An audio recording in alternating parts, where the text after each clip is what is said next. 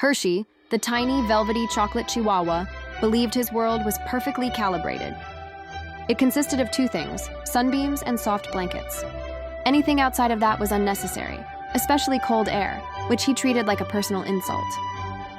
His coat, the color of rich, warm cocoa, was made for sun-drenched naps, not bracing winds. One Tuesday morning, Hershey woke up to a terrible, glorious anomaly. The light filtering through the window was wrong.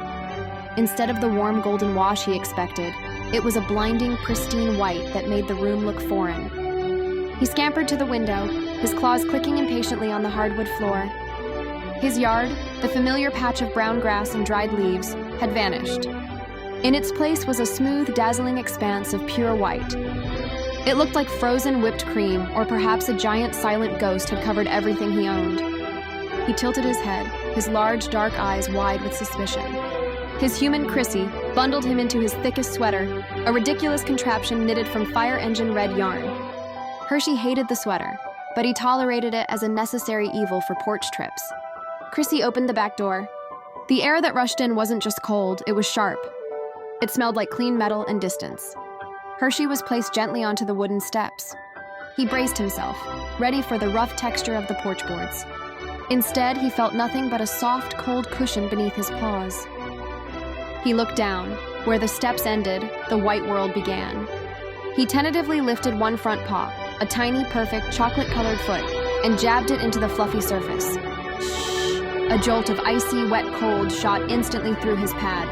He squeaked, snatching the offended paw back and shaking it furiously against his chest, as if the snow had personally insulted his lineage. He stared at the minuscule, perfect Chihuahua crater he had just created. This was an invasion.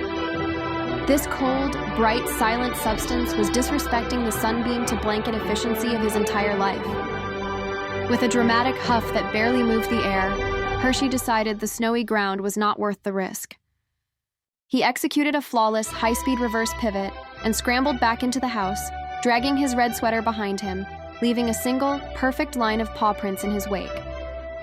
He buried himself deep under Chrissy's comforter, shaking off the residual chill.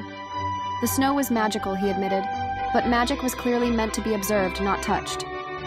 From the safety of his blanket fortress, the white world outside looked beautiful and cold, a gorgeous disaster he was perfectly happy to ignore until spring.